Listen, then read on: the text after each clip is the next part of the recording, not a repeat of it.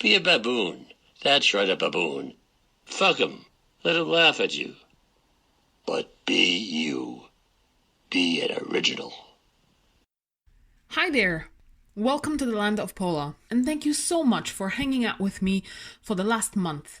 May has always been my favorite, but you wanting to listen to my stories made it even more wonderful. I gotta come clean about something. Today's episode was supposed to be a video. The story I'm about to tell you means so much to me that I wanted to do it justice and make it the best I could ever do. Unfortunately, I wasn't able to deliver, and I'm slightly disappointed with myself. But this little setback cannot stop me from sharing with you the greatest story I know.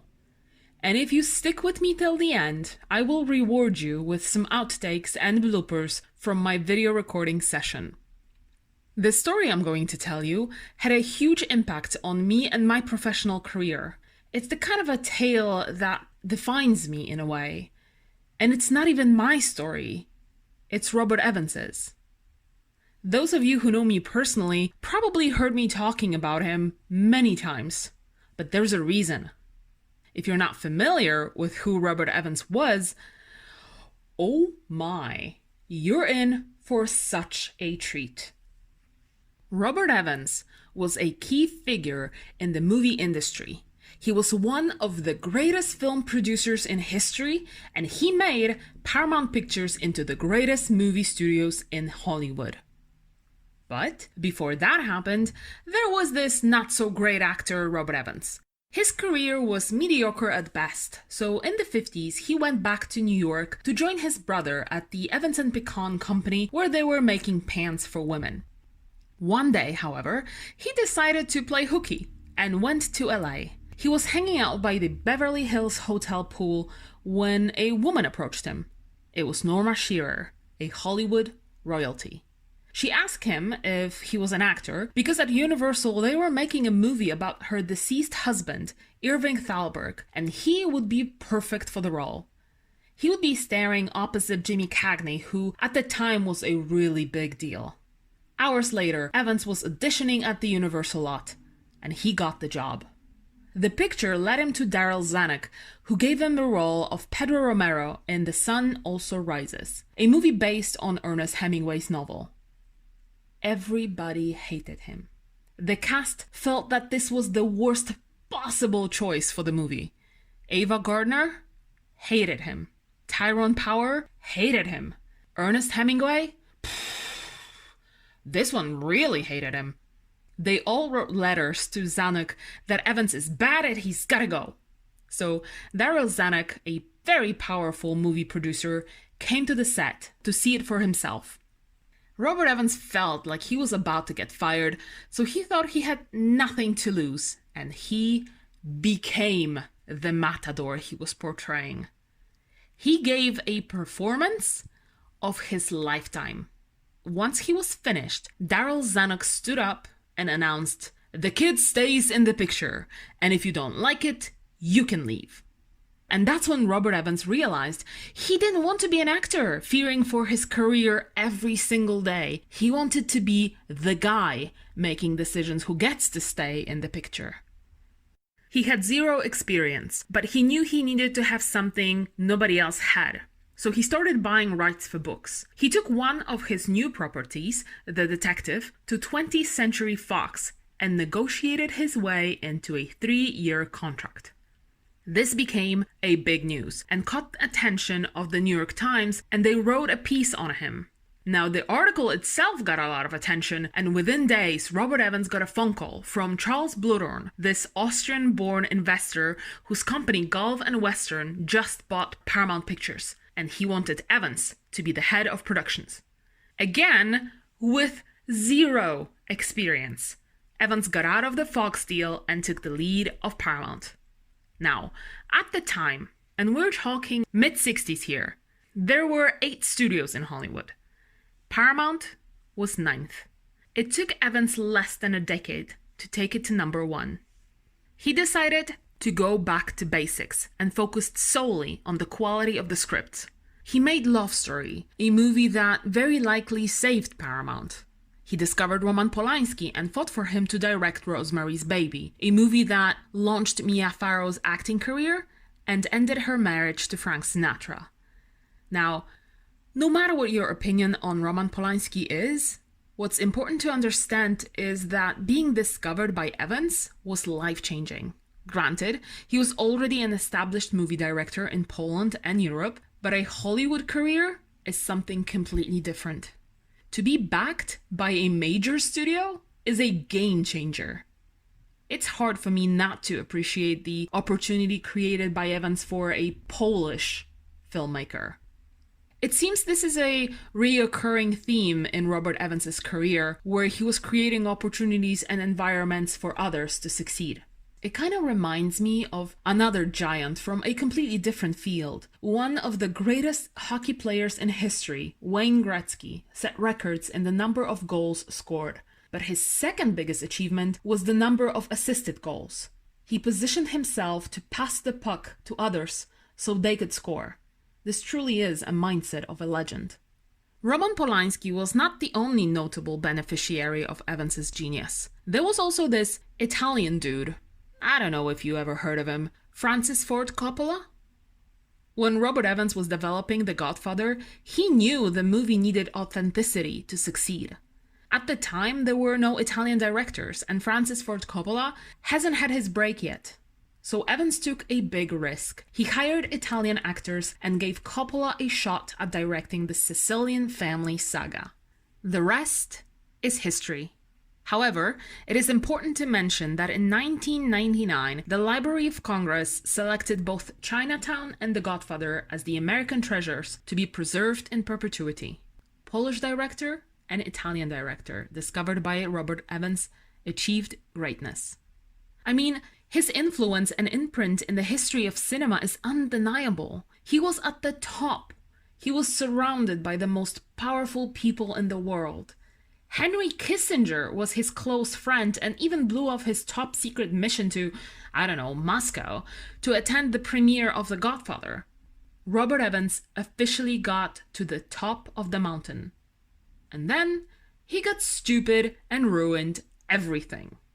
He got involved in a drug trafficking scandal and later was even implicated in a murder case.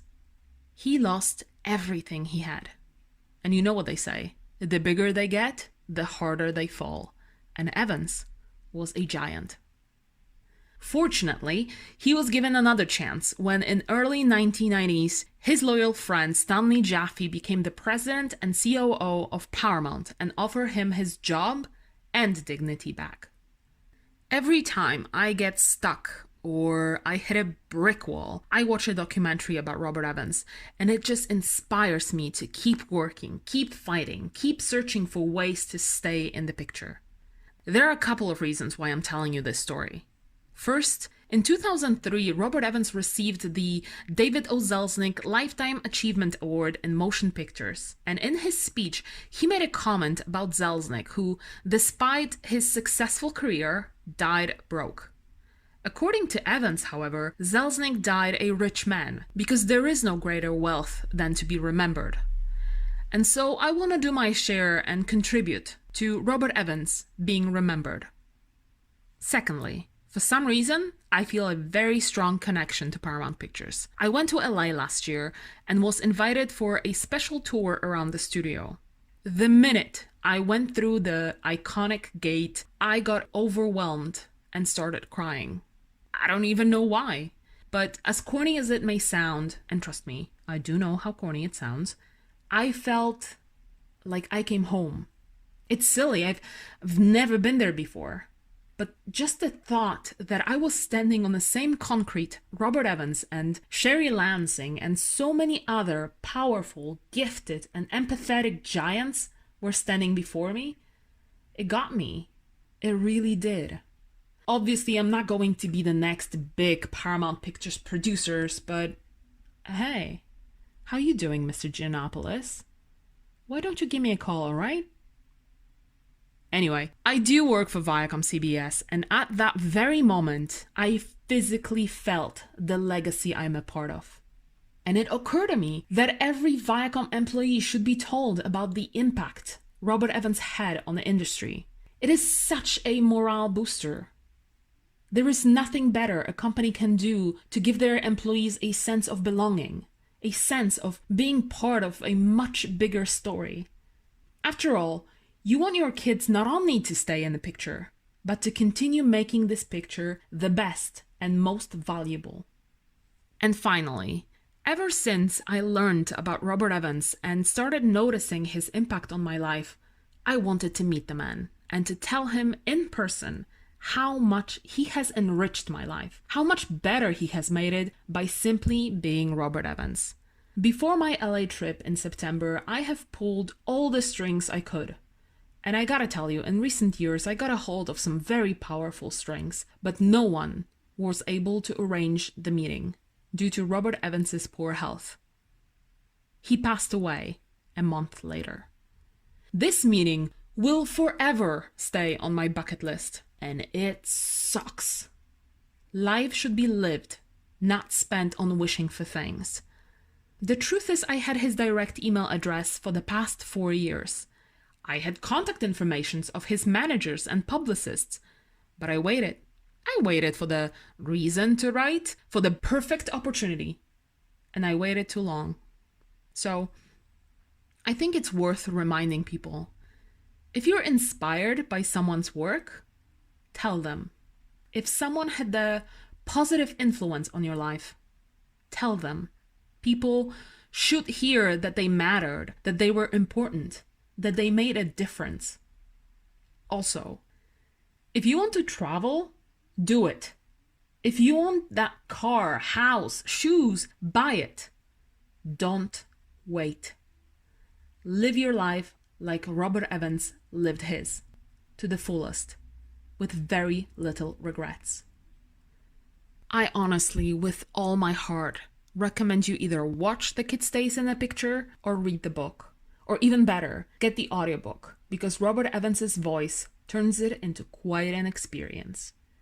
In the meantime, however, I would like to leave you with one story that did not make it into the movie, but for me personally, defines who Robert Evans was as a man. And that's how I choose to remember him the most. I hope you like what you hear. When I was first put into the catbird seat to run Paramount, the one thing I knew for sure was that every eye in the joint was on alert to see how the womanizer operated. Knowing that, my department was conservative. With purpose, at my daily lunches at the studio commissionary, my chair, without fail, always faced the wall. I knew full well that if I sat facing out into the room and gave a smile here or a hello there, the gossip windmill would start turning a smile into a romantic interlude. Hollywood is a town where most people are looking for work rather than working. It propels gossip into a major industry. By the way, gossip is never good. Why should it be? Who would listen? By the time an eighth of a truth gets back to you, it is so exaggerated it is laughable or even harmful. I don't know why, but before my first shave, I already landed right smack in the center of gossip. After a while, it doesn't matter. It's been said that when people stop talking about you, that's the time to worry. I wouldn't know. It never happened. For 3 years, from 1966 to 1969, I had a lover, a mistress. I was obsessed with her. The Paramount Mountain. It was a 7-day-a-week, 18-hour-a-day affair. It got worse. From obsessed, I became possessed. I doubt whether there was one night a week for 3 years that I left the studio before midnight. I couldn't help it. I didn't want to fail. Every so often, between the time the sun went down and the time I left the studio, a director, actor, writer, or a producer pal will drop by the office, many a time with a beautiful girl by his side. Whether it be for 20 minutes or an hour, they'd have a drink, talk, and a laugh. During those 3 years, almost every woman who dropped by with a pal shared a connective tissue. All of them came from different parts of the country. All dreamed of becoming actresses. All were studying. All had legitimate jobs: sales girl, waitress, or dental hygienist. All shared the same dilemma: no wheels. Without exception, all of them were given an ultimatum by their parents: stay at home, anything you want and we can afford, you can have. But if you leave and go out to Hollywood, you're going to have to make it on your own. We will not support you. How dumb and short-sighted parental decisions can be. A son is one thing, a daughter another. If it meant taking a night job, I'd make certain my daughter was covered no matter where she wandered. When things get tough, rent not paid, electricity turned off, little or no food to eat, and too scared to ask her judgmental parents for help, sadly, no matter how decent a girl is, she ends up spreading her legs in the world's oldest profession. Not having a car in Los Angeles is tantamount to not having shoes in New York. One has to drive, not walk their way up the ladder to succeed. From time to time, even if it was a casual hello, I'd pick a magnetic quality of a car-less wannabe actress. With no strings attached, I rent her a Mustang convertible from my pal David Shane, who owned Hollywood You Drive It. Was I looking for reciprocity? No, I didn't have time. Was I propositioned? By some, because they thought it was necessary. Did I have liaisons with any? A few. Was my gesture altruistic? No. Selfish. What greater turn-on is there than knowing that at a moment in time in another's life, your presence made the difference between growth and compromise? Ali McGraw and I were getting married in October 1969. How could I tell her that I was renting cars for 14 girls? Try to explain it. I couldn't. Instead, I called David Shane. Get the cars back. I'm getting married. You can't, David shrieked. You're my biggest customer. I may be eccentric, David, but I ain't crazy. I'm marrying Ali, and I don't need no front page tabloid shit. Why do I tell the story? Today, of the 14 girls, 6 became internationally famous stars. None earn less than $1 million a year.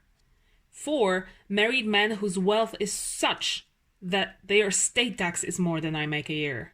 The others I've lost track of. Yet back then, $148 a month car made the difference in the paths their lives took. Thank you so much for listening. Please subscribe to my channel, as there's going to be more content coming soon, and your support is everything to me. In the meantime, take care of yourself, make other people smile, and no matter what, keep staying in the picture. I'll see you soon. Hi there! You didn't expect to see me, did you? That's okay. I wasn't expected to be here. But today is the last episode, so I thought, let's do something special. I'm still not quite sure if this is the face for vlogging, or maybe it's more of a radio face. I guess we'll find out shortly, as I expect the comment section below to be quite opinionated. He was one of the greatest producers ever, and he made Paramount Pictures into the greatest... Who speaks like this? And within days, Robert Evans got a phone call from Charles Bluhdorn. And within days, Robert Evans received a phone call from Charles Bluhdorn. And within... This was a big news, and it caught attention. He was the greatest producers in history, and he made a